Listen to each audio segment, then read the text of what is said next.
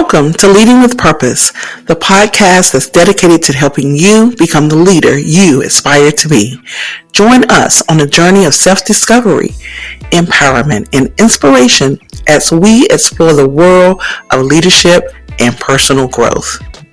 In each episode, we will explore the art and science of effective leadership, bringing you insights, stories, and strategies from experts and thought leaders across various industries. And now your hosts, Dawn Marie Bornhammer, Maisha B. Hoy, and Dr. Sharon H. Porter. Welcome back to Leading with Purpose, the podcast that's dedicated to helping you become the leader you aspire to be as you lead, empower, inspire, and achieve. I am Dr. Sharon H. Porter, Editor-in-Chief of Vision and Purpose Lifestyle Magazine. Hi, everyone. I am Maisha B. Hoy, CEO of BSHG LLC, which manages and markets customer first marketing, Maisha Lemonade Stand, and Cuba. Hello, everyone. I'm Dawn Marie Bornhammer, Founder and Chief Impact Officer for Mission Inspired Consulting. And today we have an incredible guest who is no stranger to guiding leaders through uncertainty and helping them thrive. With decades of experience in change management, leadership development, and executive coaching, Julie Noonan specializes in empowering senior women leaders to make bold moves with clarity and confidence. She understands the complexities of high-stakes transitions because she's lived them, she's coached through them, and helped leaders come out stronger on the other side. Julie Noonan, welcome to the show. Thank you so much. I haven't had a panel webcast or podcast before, so I'm so excited. Awesome. This is awesome. Yes, absolutely. And Julie, your work focuses on helping senior women leaders navigate uncertainty. What inspired you to specialize in that space? Well, it started because about the age of 50, between 50 and 55, I noticed a decrease in the number of phone calls I was getting from, recruiters unsolicited. I noticed that, I had hit kind of the top of my career. I had gone as far as I really wanted to go. And I was finding myself thinking, well, what's next? And the kids were getting ready to leave college. And I was facing the whole empty nest thing. And I thought, good heavens, look at all of these issues that I'm going through and facing. I had my mom who developed Alzheimer's. I was living away from my sister. I had been remarried. And I was kind of tired, to be honest with you. I was tired of the political wrangling. Every organization has that. It's, I'm not casting dispersions on any place that I ever worked, but it gets tiresome after a while to see that over and over and over. And I just wanted to do the work. I love what I do. And I wanted to do the work, and I wanted to explore some different things. So I really watched myself during the end part of my career with the state of Tennessee, and then with the consulting company that I worked for at the end. And then COVID hit. And when COVID hit, guess what happened? Yes, I got laid off like a lot of people during that time. And I thought to myself, okay, now is the time that I get to choose what I do next. And that's when I started my company. I absolutely love that because you really took a time that almost could have been devastating, right? Oh, yeah. And you turned it around. And that's that pivot that we were talking about right after COVID that everyone was doing, that a lot of people found, but a lot of people couldn't. So kudos to you for finding your new path in something that is certainly helpful for those senior women and other women who you have helped. So kudos to you for that. Well, thank you. Absolutely. Julie, where we are right now is where you were, I'm not sure, I won't say, even though we're all know we're seniors. Well, 5 years. 5 years. 5 years 5 years ago. It's kind of like we're back in that same place for people today, right? There's so much uncertainty surrounding Yeah. what we're going to do next. So it's nice to talk to you today because you are that beacon of light of people. Where you are is not where you're going to end up. But what would you tell people right now that are going through some of the similar things that you went through 5 years ago, regardless whether they're senior women, it's happening to people up and down the demographic. What advice would you give them today as they're facing this uncertainty? Well, the number one thing that I realized when I got laid off, I had a little bit of time, not a lot, but a little bit of time to figure out, okay, what do I want my life to be? And so rather than turning immediately to what am I going to do next, I turned inward and I said, what value do I want to create in this world? And where can I create it? And that's when I started to think about I had this vision, I have to say. It was very strange. I have never had a vision like this before. But I dreamed about the same thing 3 nights in a row, and I couldn't get it out of my head. And it was of an elderly Cherokee woman, one of those wise women, a shaman, a healer, the head of her community, the one that when the Braves all traveled off to go to war, she was the one that kept the community together and kept everyone learning and growing and kept everything together. And that's when I thought to myself, that's who I want to be. That's who I want to be for myself and, my family, obviously. But I also feel like I want to be that for other women, not just the senior women who, typically are the wise women.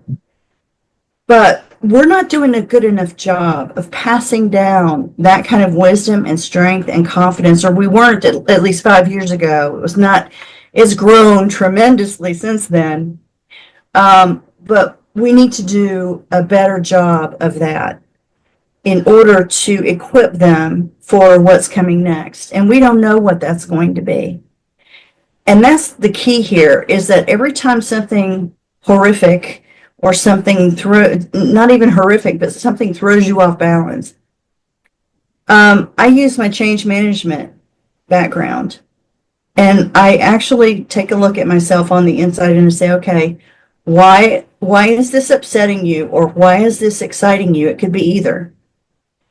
What about it jazzes you up? What about it makes you happy? What about it gives you opportunities you may not have had before? And so when this layoff happened for me, I've always thought that I should have my own company. I've always thought that I had more to give.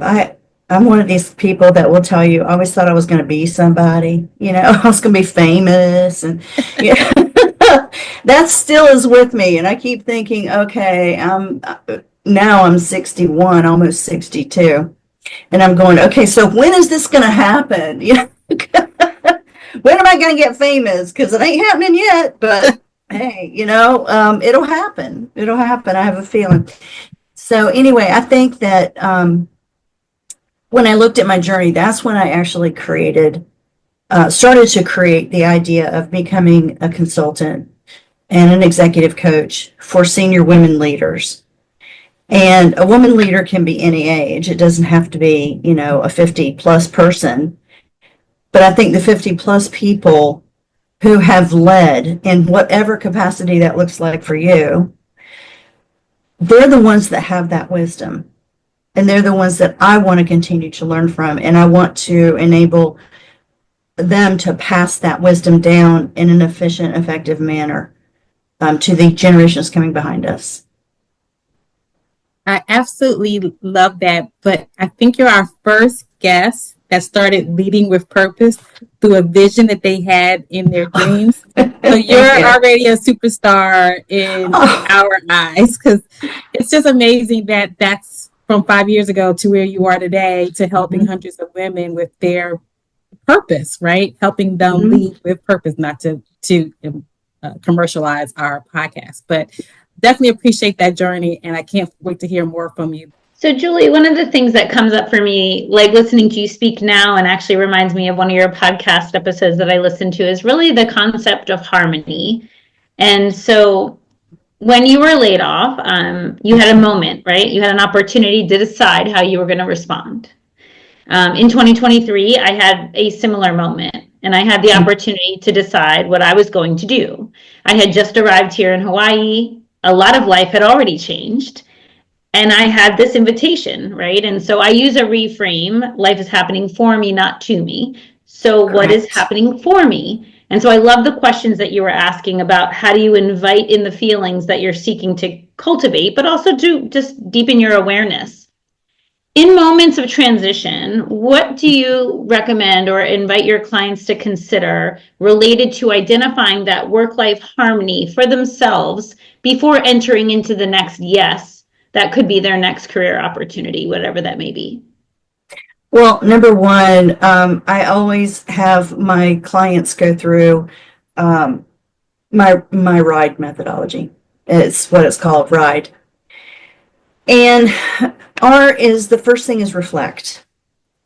So I think a lot of times what holds us back is rethinking our decisions and our actions and our whatever it was in the past that we may regret, that we may want to do differently.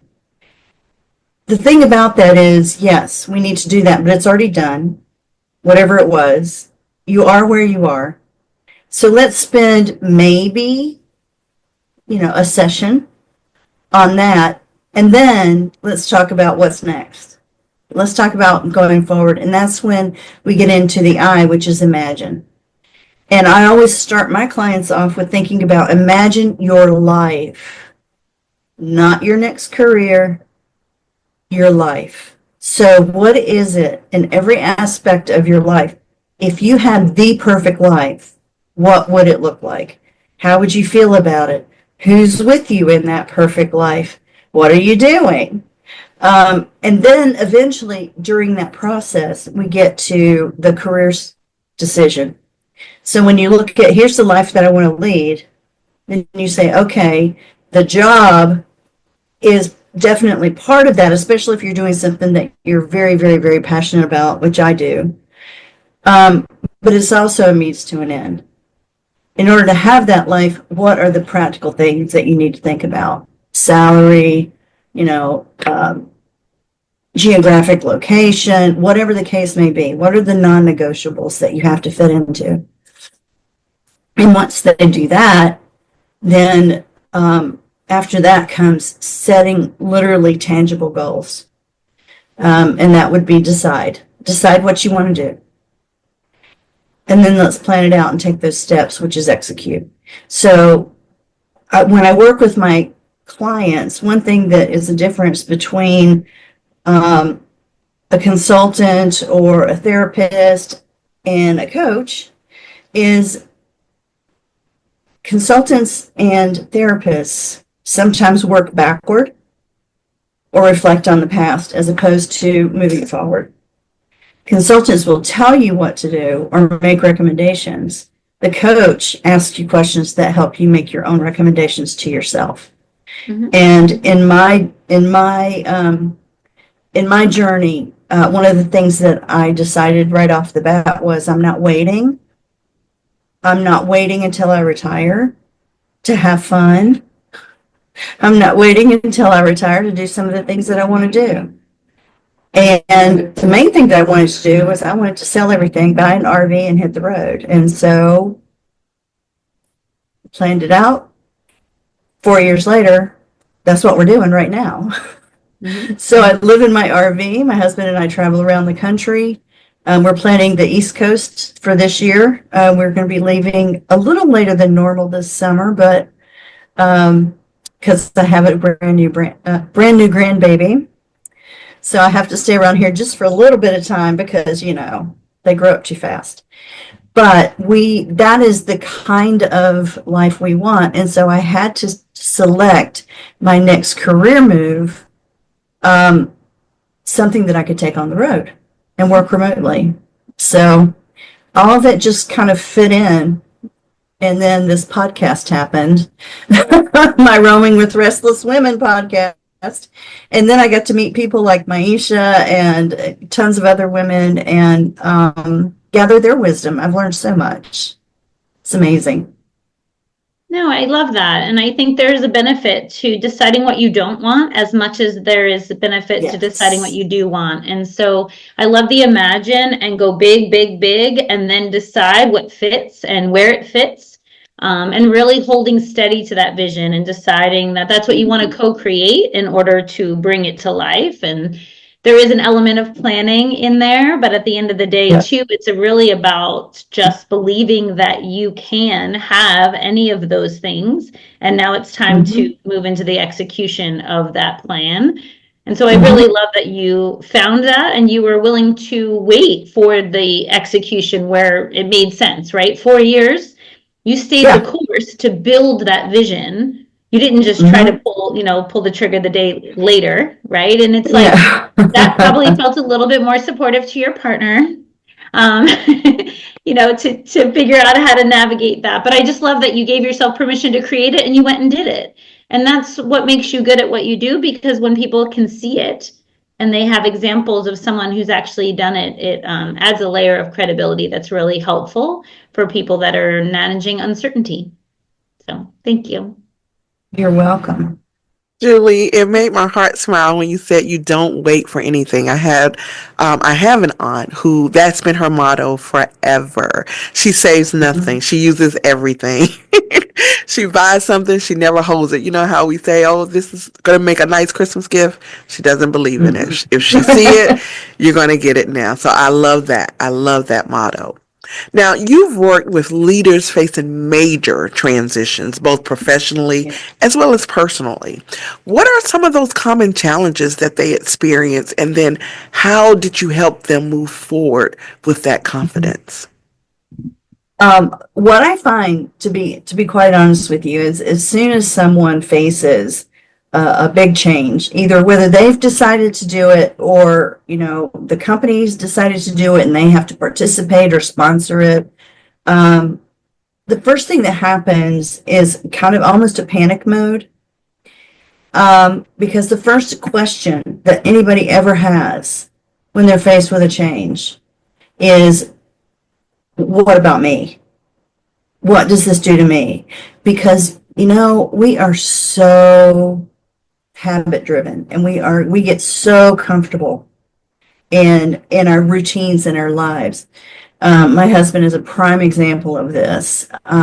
He has a certain order that he does things in the morning, and it's not that he couldn't do it differently. It's just he doesn't have to think about it, so it's very comfortable, and that's what he does. I have some of those myself. We all do. Because when you have to stop and think, it gets hard. And that's the second part that I help people with is first I get them over the panic mode. And then the second phase of that is to look at the change and decide what they want it to be for them. So they may not have made the decision. I certainly didn't make the decision for my mother to have Alzheimer's. It was a kink, and it was one of the reasons why it took 4 years, because I had to go to North Carolina once every month for a week to help my sister out.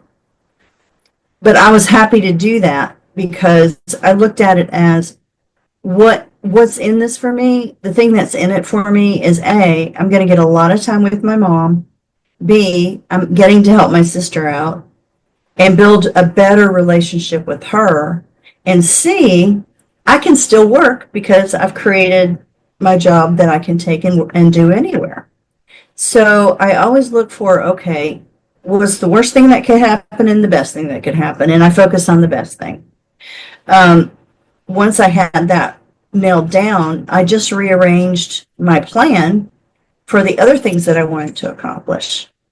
And so hitting those pivot points, I'm not saying that they're easy. I'm not saying that I'm, superwoman in that regard. I have cried many days. I have leaned on my girlfriends and my mastermind groups. And that's the other thing, is you've got to have some support somewhere, no matter if it's your family or friends like you all, right? Once you have that base that you trust, then you don't really have to spend so much energy on the downside of things. You can always look at a change and go, okay, no, I don't much like it, maybe, but what are the opportunities in it? And once I find those, then I kind of cling to them so that I can continue to move forward toward my own dreams, regardless of what gets thrown my way. That really speaks to a change in mindset. Once we Yes. realize, first of all, there's a lesson in everything and there is no failure, right? I Yeah. think we can really accomplish anything once we take those learns, because I always say not a loss, but a learn. We take those learns and really make it better for us.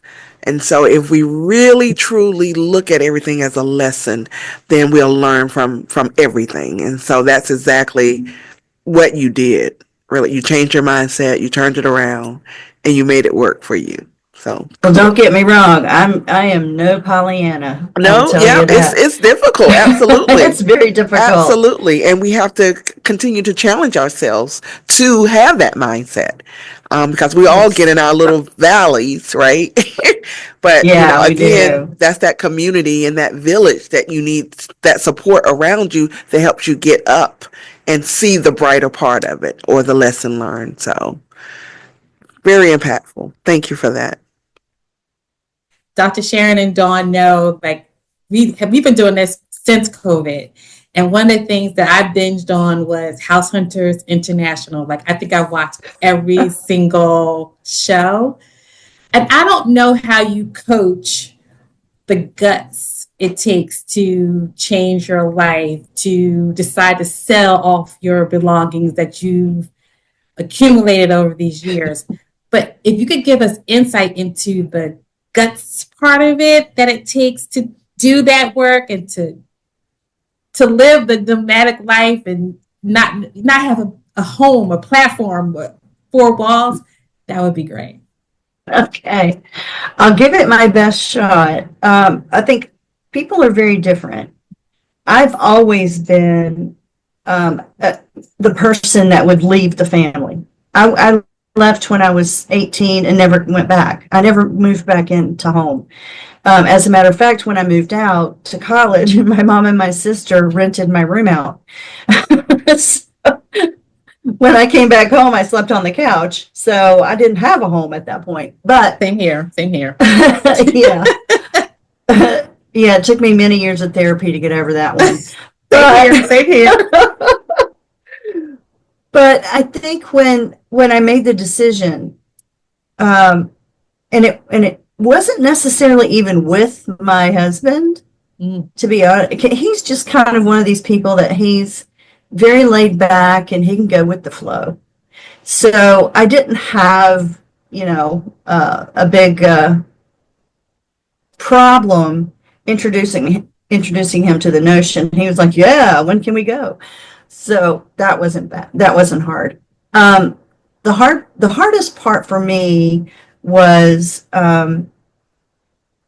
certainly some of the sentimental things. Mm-hmm. And how I got over that, for the most part. I still have a little storage area where I have some paintings that my mom did that I can't hang here. But what I did was I gave a lot of those sentimental things with stories of why they were important to my kids. And I said, okay, I am releasing myself of needing this around me, I'm not releasing the memories. I'm not releasing the love. What I am releasing is the need to have the thing. So you can decide what you want to do with it. There's only a couple things that I insist that you keep and that you pass it down to whomever, if you just, my grandson now, but at the time I didn't know. Other than that, I don't want to know because they're not part of my life anymore. The memories are still there though. And so some things I actually took pictures of. All of my photo albums, I went through every single one and I took pictures of the pictures that I wanted to keep. And I have a revolving frame in the back here that we use because we don't have room for pictures. I had some good cries of remembering some things. You know, my family that had passed away. Good cries over my first husband when the kids were little, you know, when we were very, very happy and living our life. But that's an old story again. And all I would say is, you know, everybody laughs at that lady. I can't remember what her name is that just says, hold it up and decide if it gives you joy and if it doesn't, get rid of it. Oh, Marie Kondo. I did that Yes. too. There's actually something to that. Mm-hmm. Because when you have things that you need when you're living in a small space like this. I can't go on the road and cook dinner if I don't have my pots and pans. How many do I need? Well, there's one pot that I still have that was my grandmother's and it's perfect. So I get to keep it because I need it, and it was my grandmother's. So look for opportunities that way. The other thing is, once we were on the road for, you know, probably 6 months, we actually cleaned out and got rid of even more stuff. Because you don't know what you don't know. You don't know what you need until you're out there. And I just really found that I don't really need a whole lot. I really don't. I need to talk to my kids. Well, I've got a phone, right? I need to be able to take long walks, so I need decent sneakers. And I need my dog, because he's my dog. He's my baby. I need clothes to wear. But boy, I was a clothes hog. I have to tell you. I can see that.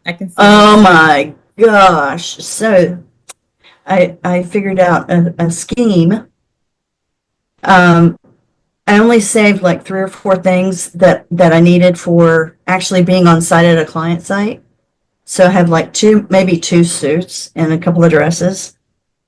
Other than that, I have 3 or 4 tops that I keep ironed and in the closet. And if I need to be on Zoom, I go in there, I put on one of my Zoom tops, and I'm done. So otherwise, I'm wearing shorts, t-shirts, whatever I want to wear. So it's very freeing, I have to say. Very freeing. Yeah, first of all, where are you now? Where are you in the world right now? We are in Florida. We winter here. Okay. 15 minutes from my daughter. So if I had to put something in storage, it would probably be my clothes. Oh, no. You know what, though? You would go back in 3 or 6 months, and you wouldn't want to wear any of them. Well, I admire you. I love that you can be anywhere in the world, that you can conduct your business, that you have the guts to do it, and that you're teaching other people to embrace their true selves as well. That is the coolest. Thank you. You're welcome. So I love hearing how you arrived at downsizing and the decision to do that. I love the idea of like feeling through each of the pieces and then releasing yourself from the attachment to them. Especially the calling forward that it didn't release you from the love, right? Or from the memory. So one of the things that I wanted to ask you about goes back to something you said earlier, really about like inner knowing, really tapping into and listening I often use the phrase living from the inside out, right? This opportunity to like really deeply listen and then decide.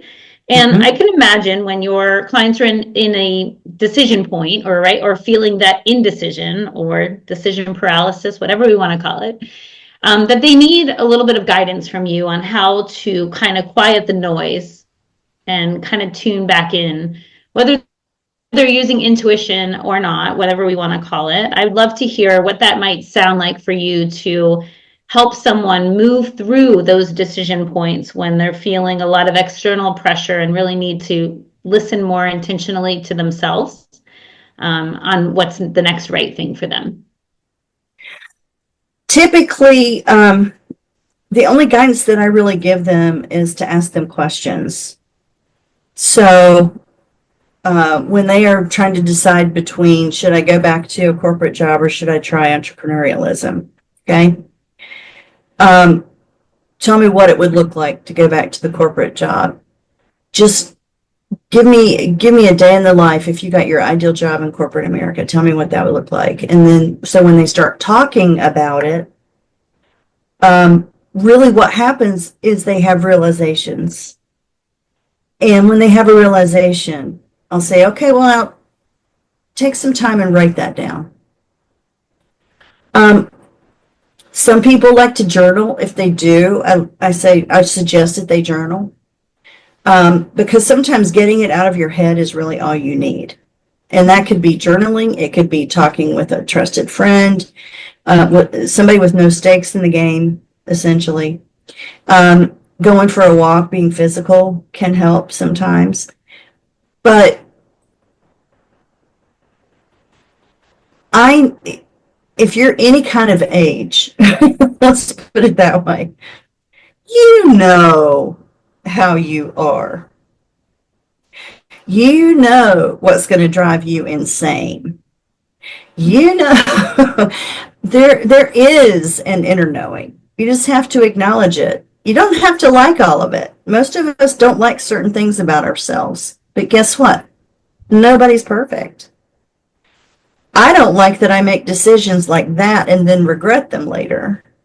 So because I don't like that about myself, even though I know that about myself, then I know before I jump, I need to back myself off and call a friend or call my sister. That inner knowing, the best question that I love this question.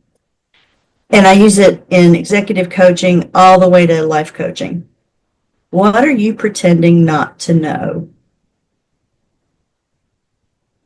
Whether it's something about yourself, something about the situation.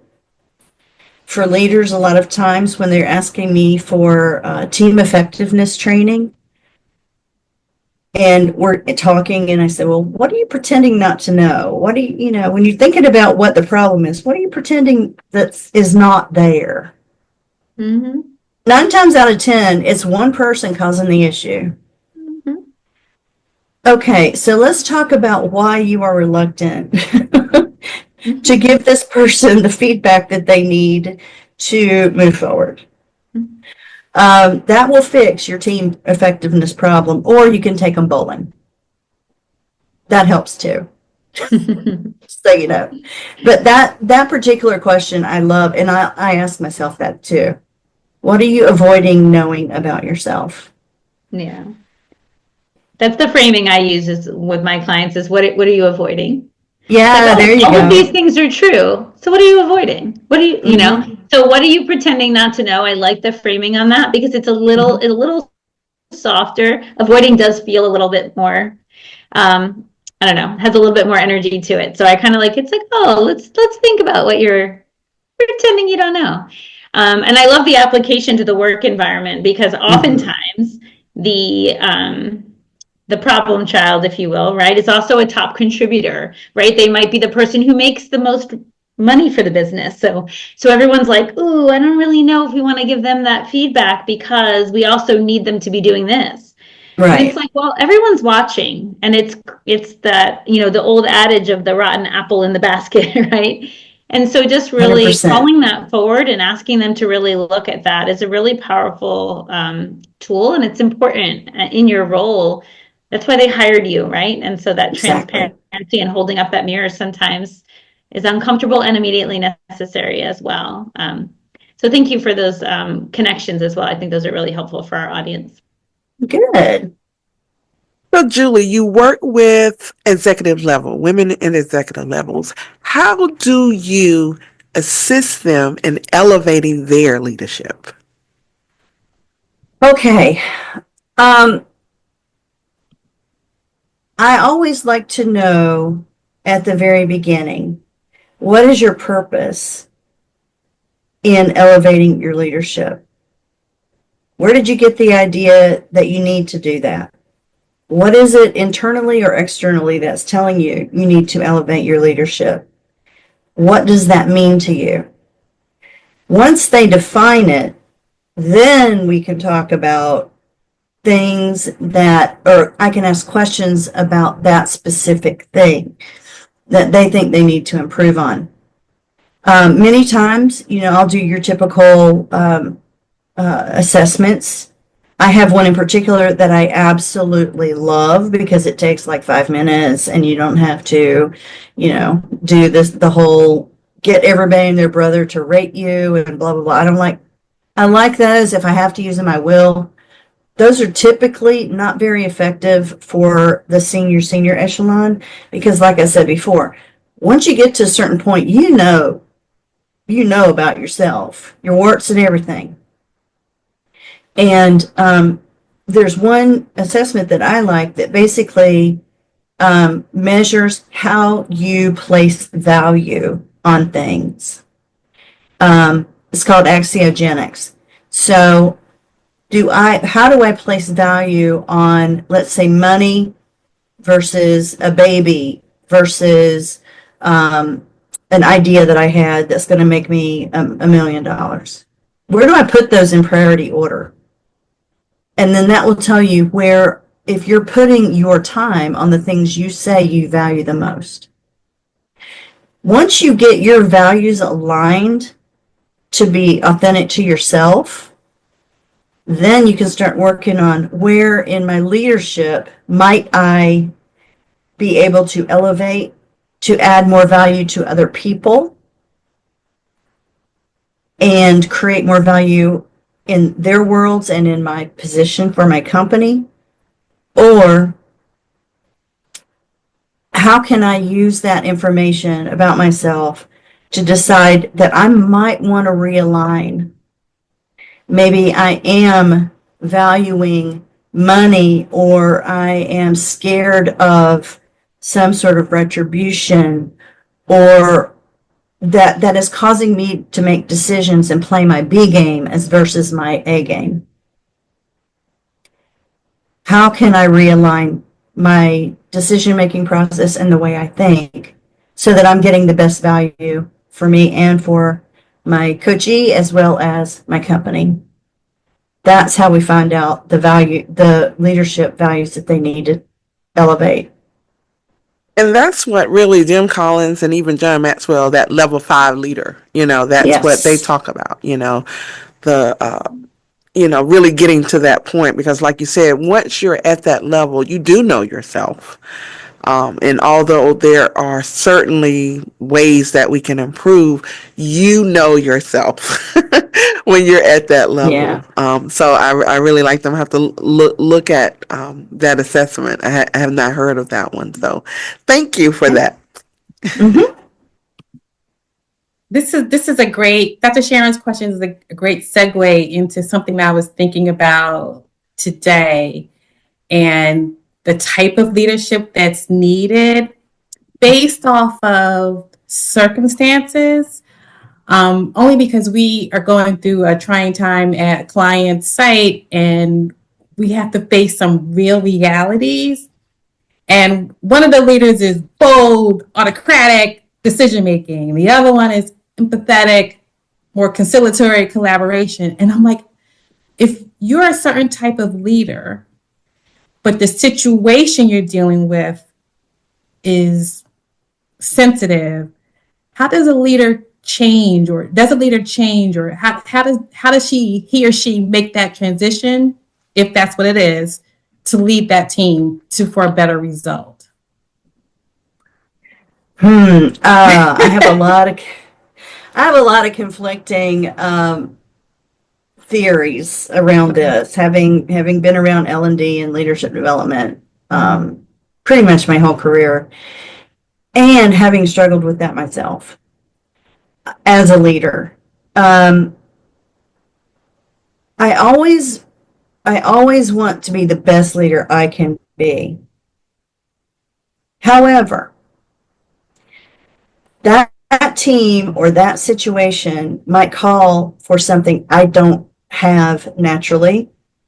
And if I tried to flex, let's say, from bold and authentic and no nonsense to all of a sudden, sitting in their office drinking coffee and talking about their kids, that is not authentic. Mm-hmm. That is not authentic. And so if it's that much of a stretch for someone, my suggestion is always to find a partner.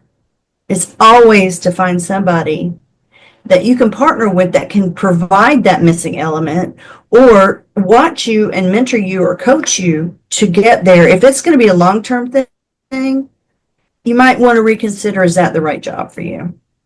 And I hate to say it that way, but it might be true. Sometimes you're just never going to fit your square peg into that round hole. Mm-hmm. And that's okay. That's the other thing. You're not a failure because you can't be everything to everybody. Nobody can be everything to everybody except for, God or Jesus or whoever your deity is, if you have one. So I think authentic leadership requires that you're truthful, first of all, with yourself. I can't be touchy-feely, kissy-smoochy, and spend 5 hours with the team when they have a personal issue. I can't do it. We got stuff to do, By the same token, I can't be the bulldozer either. I can tone it down to get people through. I'm very empathetic when people truly need it. I have no time for whiners. So I know that about myself. So, when you find yourself wanting to turn yourself into something that you're not authentically either predisposed or talented in doing, you lose your trust with your people if you become inauthentic. And I think that's the worst thing that you can do, because trust is number one. They got to know what they're getting when they walk in the door. Thank you. Yeah, I have to send an email out. So I'm going to send that. Be yourself, be authentic, but 100%. Be empathetic with it, so that you understand that those words you're saying affect people very differently. Right. And so consider, are you the right person to be sending the message? Or do you give whatever that message is to someone else to deliver? Or do you partner with them to hit that middle, but do it authentically for yourself? You could even say at the beginning, hey, I don't do subtle. I tell my leadership this all the time. I don't do subtle. If you're having an issue with me, hit me over the head with a 2x4, clear as bell. Don't sugarcoat it. Don't shilly shammy around, because what that does for me is it makes me think everything's cool, and then I don't recognize I need to fix something. Right. No, so, I agree. Just tell people right up at the front, hey, I'm not really good at this empathy thing. I know you need it. Very good. Thanks, Julie. Man, y'all are putting me through the gauntlet here. Yeah, well, it's interesting that you mentioned the partner, because I love that when I think about visionaries versus integrators, right? Different types of partners that make a beautiful dynamic. I am the empathetic leader that people bring in when they're more of the hard line. And I can certainly get things done, and I can inspire people to take more action, but I'm going to hold the space for people in a way that others don't have the patience to do. And so I just love that you reflect that back, that there is a benefit and a use for each, but also to know who you are in that. And so, especially during change, right? Oh, And so yes.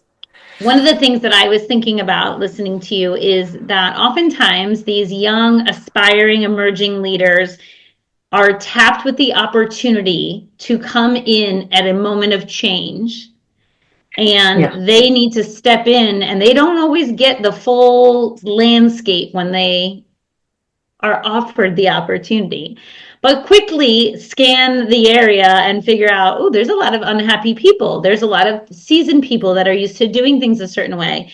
There are a few new people that don't know any different either. There's no training, whatever the things are that are laid at their feet, right? I think about those individuals, and I would love to hear from you for those emerging leaders that are very excited for the opportunity and then are kind of shown the curtain. What does it look like for them to persist and prioritize how to navigate change when you have a lot of different feelings and different types of people around you that you are now in charge of? Well, there are a couple of things that come immediately to my mind. First of all, any new leader being introduced to a brand new team, a brand new situation, I immediately recommend doing a new leader assimilation, which basically allows the team to inform the new leader who they are as a team, and for the new leader to inform the group of who they are as a leader and what they're trying to accomplish and what they've been told about the situation.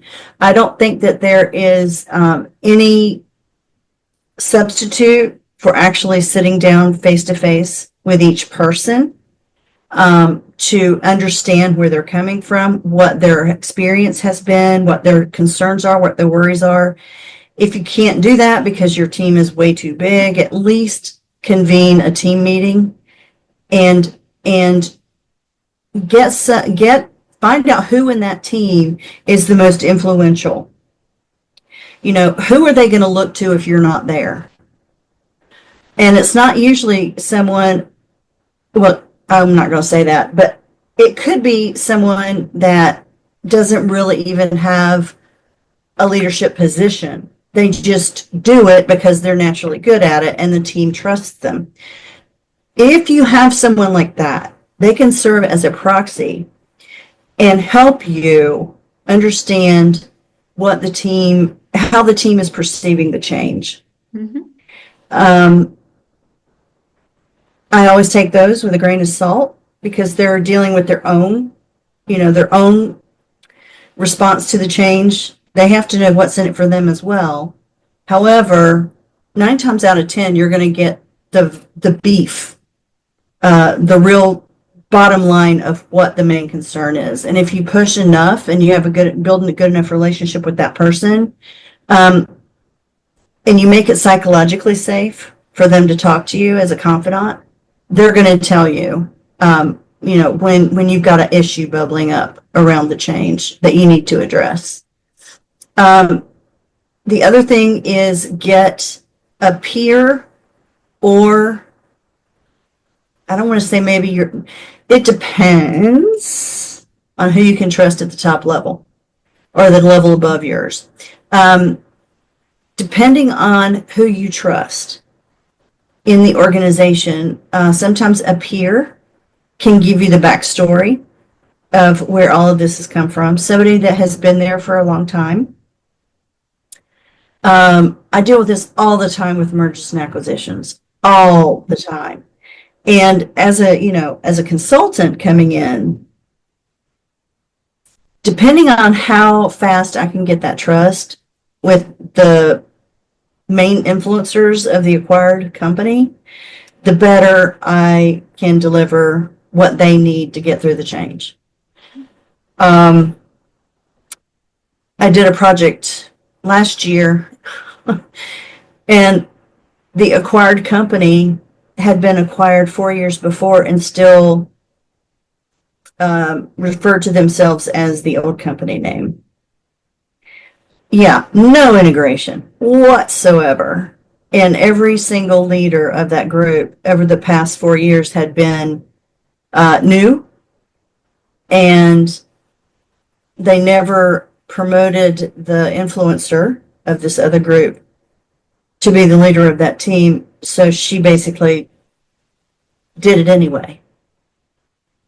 It was horrible. It was the most horrible situation I've ever been in. So essentially, that new leader assimilation, allow them to get to know you as a person and take the time to listen to them up front for sure. And make sure you tell them straight out, listen, here are the 4 things that drive me insane. Number 1, being late with a deliverable and you don't tell me.